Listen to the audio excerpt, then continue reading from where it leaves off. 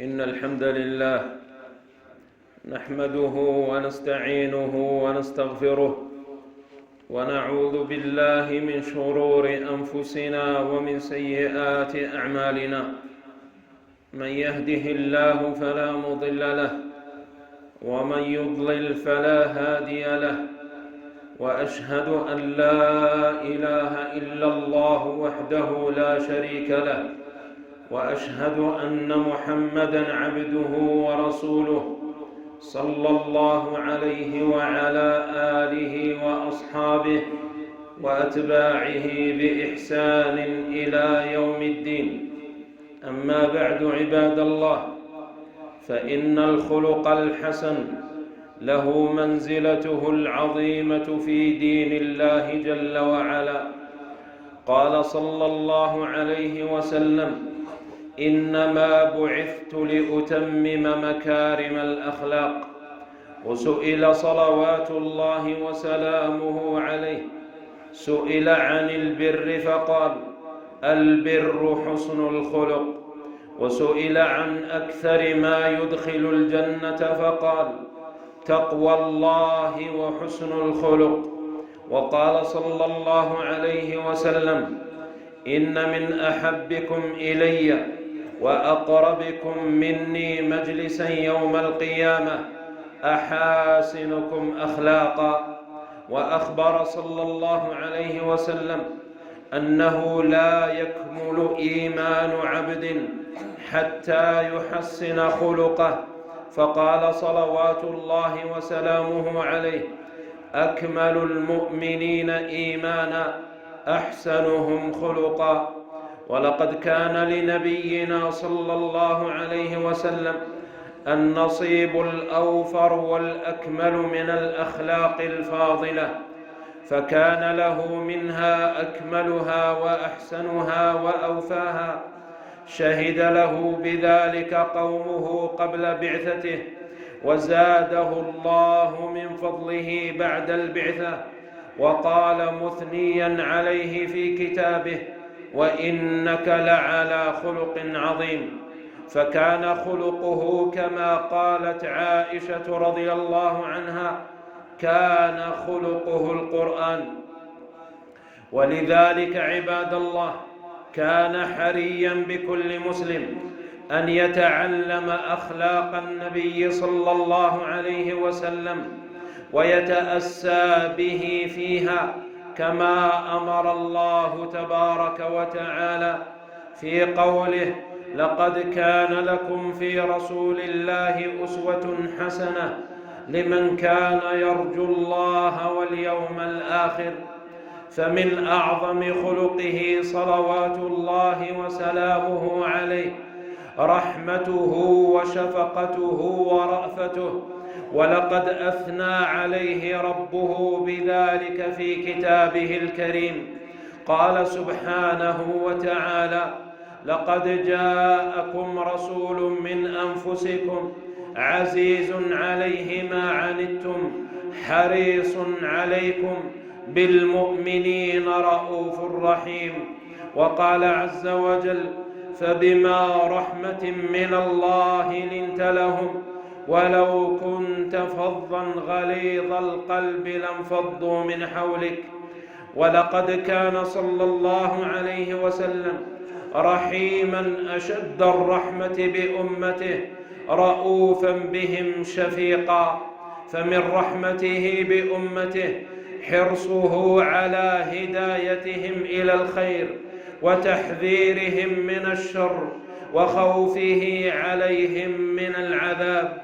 قال صلى الله عليه وسلم: أيها الناس، ليس من شيء يقربكم إلى الجنة ويباعدكم من النار إلا قد أمرتكم به، وليس شيء يقربكم من النار ويباعدكم من الجنة إلا قد نهيتكم عنه. ومن رحمته بأمته حرصه ألا تقع أمته في الحرج أو العنة والمشقة، حتى إنه صلى الله عليه وسلم كان يعمل العمل ثم يتركه مخافة أن يفرض على أمته فيشق عليها، كما حدث في قيام رمضان، فإنه صلى الله عليه وسلم قام بهم عدة ليال حتى كثر الجمع، ثم إنه لم يخرج إليهم في الليلة التي تلي حتى طلع الفجر وهم ينتظرونه، فلما خرج عند الفجر قال صلى الله عليه وسلم: إنه لم يخف علي شأنكم الليلة، ولكني خشيت أن يفرض عليكم صلاة الليل. قال: ولكني خشيت أن يفرض عليكم صلاة الليل فتعجزوا عنها. وكان صلى الله عليه وسلم يقول: لولا أن أشق على أمتي لأمرتهم بالسواك عند كل صلاة، فما أرحمه صلوات الله وسلامه عليه. ومن رحمته أيضا صلوات الله وسلامه عليه أنه كان حريصا على أن لا ينال أمته عذاب في الدنيا ولا في الآخرة، ولذلك قال صلى الله عليه وسلم: ليس شيء يقربكم من النار ويباعدكم من الجنة إلا قد نهيتكم عنه. وعن عبد الله بن عمرو رضي الله عنه أن النبي صلى الله عليه وسلم دعا لأمته فرفع يديه وقال: اللهم أمتي أمتي، وبكى. فقال الله عز وجل: يا جبريل اذهب إلى محمد وربك أعلم فسله ما يبكيك. فأتاه جبريل عليه السلام فسأله، فأخبره رسول الله صلى الله عليه وسلم بما قال وهو أعلم.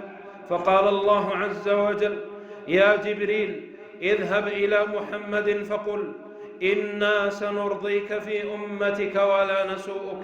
وعن أبي هريرة رضي الله عنه عن النبي صلى الله عليه وسلم قال: لكل نبي دعوة مستجابة يدعو بها، وأريد أن أختبئ دعوتي شفاعة لأمتي في الآخرة.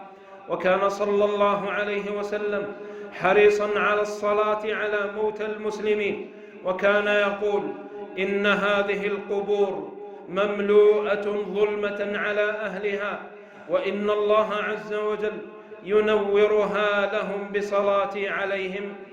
وكما كان صلى الله عليه وسلم كما كان رحيما رؤوفا بالأمة بصفة عامة، فقد كان رحيما أشد الرحمة بضعفائها من النساء والعبيد وكبار السن واليتامى والصغار والفقراء والمساكين وغيرهم، فقد كان يؤكد على حق هؤلاء الضعفاء. قال صلى الله عليه وسلم: إني أحرج حق الضعيفين اليتيم والمرأة. وكان صلى الله عليه وسلم يحب ضعفاء المسلمين ويرحمهم ويشفق عليهم ويتعاهدهم.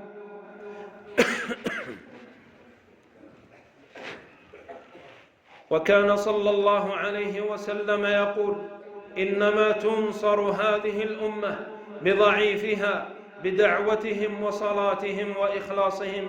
وكان يقول: اللهم أحيني مسكينا وأمتني مسكينا واحشرني في زمرة المساكين يوم القيامة. وعن سهل بن حنيف رضي الله عنه: كان النبي صلى الله عليه وسلم يأتي ضعفاء المسلمين ويزورهم ويعود مرضاهم ويشهد جنائزهم. أقول ما تسمعون وأستغفر الله لي ولكم، إنه هو الغفور الرحيم.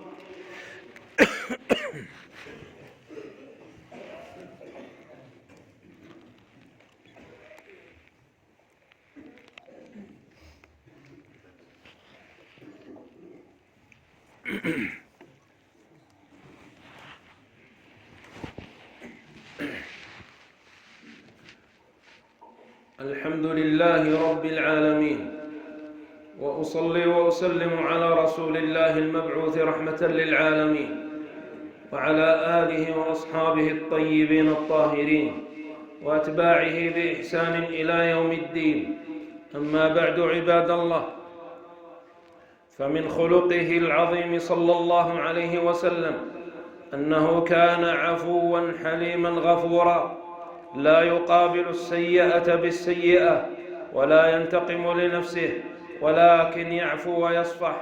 عن عبد الله بن عمرو بن العاص رضي الله عنهما في صفة رسول الله صلى الله عليه وسلم في التوراة قال: إنه لموصوف في التوراة ببعض صفته في القرآن، وذكر من ذلك: ليس بفظ ولا غليظ ولا سخاب في الأسواق، ولا يدفع السيئة بالسيئة، ولكن يعفو ويغفر. ولقد ضرب النبي صلى الله عليه وسلم في حلمه وعفوه وصفحه أروع الأمثلة، حتى على أعدائه، فقد آذاه قومه كثيرا، وأخرجوه وضربوه، وسلطوا عليه سفهاءهم فضربوه بالحجارة حتى أدموا قدميه، فبعث الله إليه ملك الجبال فقال له: إن شئت أطبق عليهم الأخشبين، يعني جبلي مكة. فقال صلى الله عليه وسلم: بكل حلم وعفو، بل أرجو أن يخرج الله من أصلابهم من يعبد الله وحده لا يشرك به شيئا. وعن أبي هريرة رضي الله عنه قال: جاء الطفيل بن عمرو الدوسي إلى رسول الله صلى الله عليه وسلم فقال: إن دوسا قد عصت وآبت، فادعوا الله عليهم.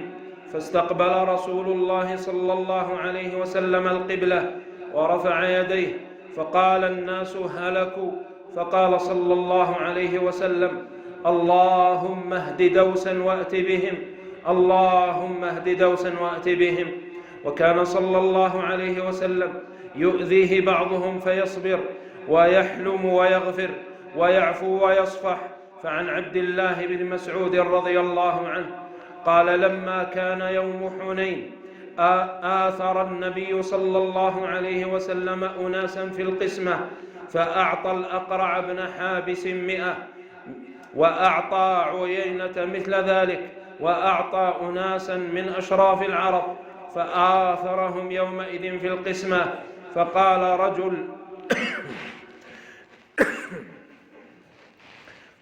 رجل: والله إن هذه القسمة ما عدل فيها وما أريد بها وجه الله. قال ابن مسعود: فقلت: والله لأخبرن النبي صلى الله عليه وسلم.